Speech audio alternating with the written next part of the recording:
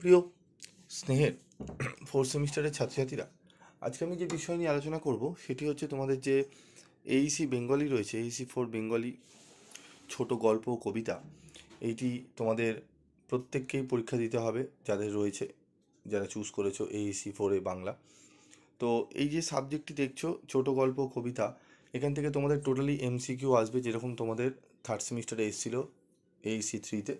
তোমরা জানো আমি তোমাদের এইসি থ্রি বেঙ্গলি প্রিভিয়াস সেমিস্টারে টোটালি যে পিডিএফ নোটসটি আমি করে দিয়েছিলাম, খুব সোজা সরল করে দিয়েছিলাম, এবং তোমরা অনেকেই ভালো রেসপন্স করেছো, এবং আমি সেটি কিন্তু কোনো রেমুনারেশন চার্জ করিনি, আমি তোমাদের টোটালি ফ্রি অফ কস্টে কিন্তু প্রোভাইড করেছিলাম, তোমরা জানো। তো আশা করি তোমাদের পরীক্ষাও তোমরা অনেকেই জানিয়েছো, এবং বাকি ছাত্রছাত্রী যারা জানাতে পারোনি তাদেরও পরীক্ষা খুব ভালো গেছে।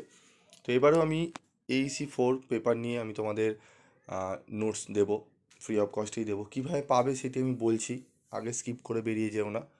তো তোমাদের আগে একটুখানি বুঝিয়ে দিই বিষয়টি যে কীভাবে পড়বে।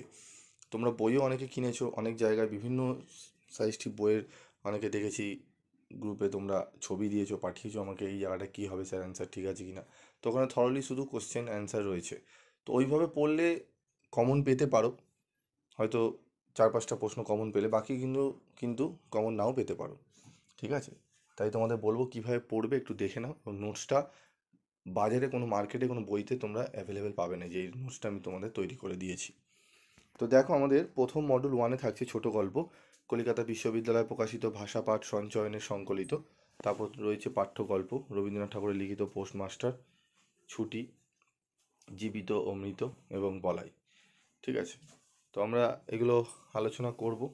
তো দেখো, আমাদের মডুল টুয়ে রয়েছে আমাদের, ঠিক আছে, কবিতা রয়েছে মডুল টুয়ে। তো এবং নৈবেদ্য রয়েছে রবীন্দ্রনাথ ঠাকুরের। পাঠ কী কী পড়বো আমরা? 30, 64, 65, 70, 72 এবং 92 নম্বর এই যেগুলো রয়েছে, ঠিক আছে। বৈরাগ্য সাধনে মুক্তি সে আমার নয়, এইখানে তোমাদের যে দেখছো, ঠিক আছে, এইগুলো নিয়ে আমরা আলোচনা করব। তো এই কোর্সে 50 নম্বরের পরীক্ষা হবে, তোমাদের জানোই তোমরা, এটি নিয়ে আর আমি বলছি না, ঠিক আছে। তো দেখো, আমাদের প্রথম এইসি ফোর বাংলা পোস্টমাস্টার রবীন্দ্রনাথ ঠাকুর। তো উলাপুর গ্রাম বাংলার বুকে একটি ছোট্ট গ্রাম। নীলকুঠির এক সাহেবের প্রচুর চেষ্টার পর এসে পোস্ট অফিস প্রতিষ্ঠিত হওয়ার পর সেখানকার প্রথম পোস্টমাস্টার হয়ে এলেন কলকাতার এক যুবক। তিনি এই গণ্ড গ্রামে এসে একান্ত নিঃসঙ্গ বোধ করতে লাগলেন। পোস্ট অফিসে বিশেষ কাজ ছিল না, তাই তার ছিল প্রচুর অবসর। তার নাগরিক মন নির্জন গ্রাম্য পরিবেশে নিতান্ত নির্জীব হয়ে পড়ল। সময় আর কাটে না, সামান্য বেতন পান, পোস্টমাস্টারকে নিজেই রেঁধে খেতে হতো। রতন নামে একটি 12-13 বছরের অনাথ গ্রাম্য বালিকা তার ঘরের কাজকর্ম করে দিত এসে। সারাদিনের পর সন্ধ্যার সময় অন্ধকারে ঘনীভূত হয়ে আসতো, ঠিক আছে। তো এখানে টোটাল গল্পটি এখানে তুলে ধরা রয়েছে, ঠিক আছে, একদম সুন্দরভাবে সাজিয়ে লেখা রয়েছে। যেটি মূল আকর্ষণ, এটি তোমরা বইতেও পাবে। স্যার এটা নতুন কী রইল, তো বইতেও রয়েছে। তো যাদের বই কেনোনি তাদের জন্য এই জিনিসটি খুবই গুরুত্বপূর্ণ, কারণ টেক্সটটি তোমরা পড়ে তোমরা অ্যান্সার করবে। তো আমি এখানে বিশেষ যেগুলো রেখেছি সেগুলো একটু দেখে নাও, ঠিক আছে, পোস্টমাস্টারে। তো দেখো, এখানে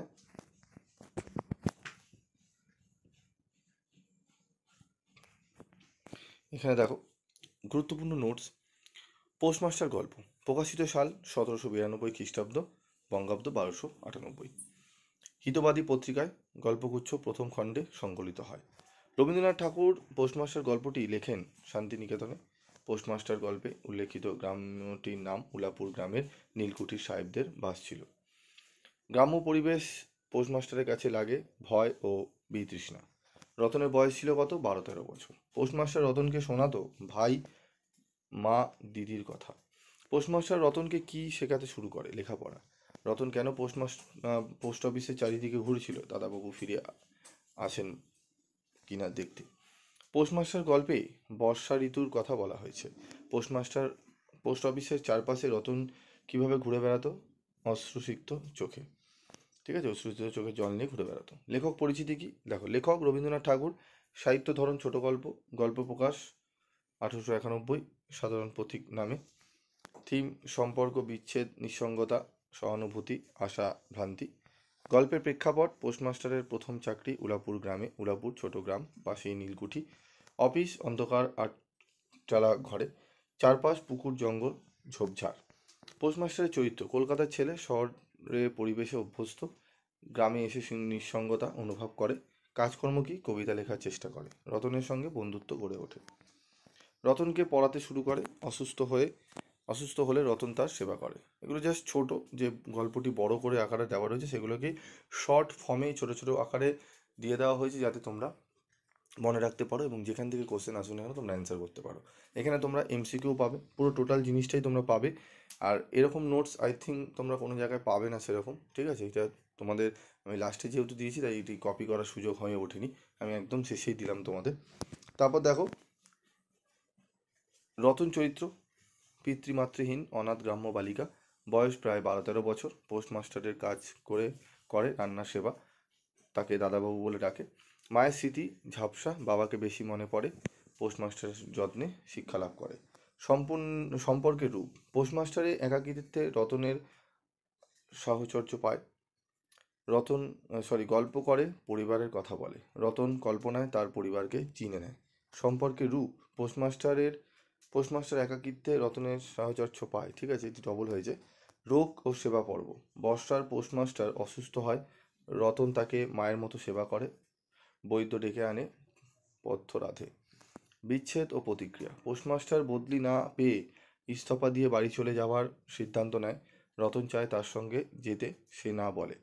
পোস্টমাস্টার বিদায় কিছু টাকা দিতে চায়, রতন অস্বীকার করে।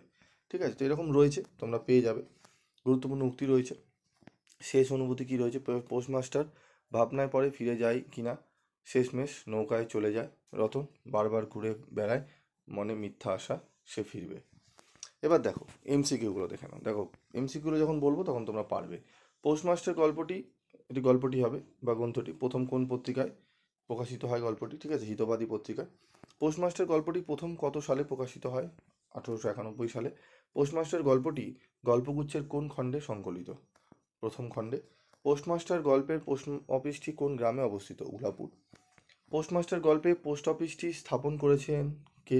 ঠিক আছে, স্থাপন করেছেন কে? উত্তরটি এখানে বলবে তোমরা, ঠিক আছে। আমাদের পোস্টমাস্টার কোথাকার ছেলে? কলকাতার। রতনের বয়স কত? 12-13। প্রত্যেকটা গুরুত্বপূর্ণ প্রশ্নই দেওয়া রয়েছে, আমি অতিরিক্ত প্রশ্ন রাখিনি। বইতে দেখবে প্রচুর প্রশ্ন থাকে, ঠিক আছে, 50-60টা প্রশ্ন অনেক জায়গায় দেবে, সেগুলোকে তুলে ভিডিও করে দিয়ে দেওয়া হয়। আমি এগুলো করি না, কারণ তোমাদের মেন জিনিসটি ফোকাস রাখি। সেগুলো পড়লে তোমরা যেখান থেকে প্রশ্ন ঘুরিয়ে আসুক না কেন তোমরা অ্যান্সার করতে পারবে, ঠিক আছে। তো এবার বলি তোমরা কীভাবে পাবে এই পিডিএফে ফ্রি নোটস তোমরা কীভাবে পাবে। তো তোমাদের গ্রুপ রয়েছে, তোমরা জানোই, AEC3 আমি যে ফ্রি অফ কস্টে নোটস দিয়েছিলাম যে গ্রুপে, এবার সেটি AEC4 হয়েছে, সেই গ্রুপেই আমি তোমাদের দেবো। তো যারা সেখানে রয়েছে অলরেডি তারা তো পেয়ে যাবে, যারা নেই তারা কি করবে? তারা প্রথমে চ্যানেলটি সাবস্ক্রাইব করবে, করেই এই ভিডিওর ডেসক্রিপশান বক্সে বা কমেন্ট বক্সে দেখবে একটা লিঙ্ক দেওয়া রয়েছে, সেই লিঙ্কে ক্লিক করবে। সেই লিঙ্কে ক্লিক করলেই তোমরা সরাসরি সাবস্ক্রাইব করে থাকলে তোমরা সরাসরি একটি গ্রুপে জয়েন্ট হয়ে যাবে, সেখান থেকে তোমরা PDF কালেক্ট করে নিতে পারবে, ঠিক আছে। তো আজকের মতো ভিডিওটি শেষ করছি।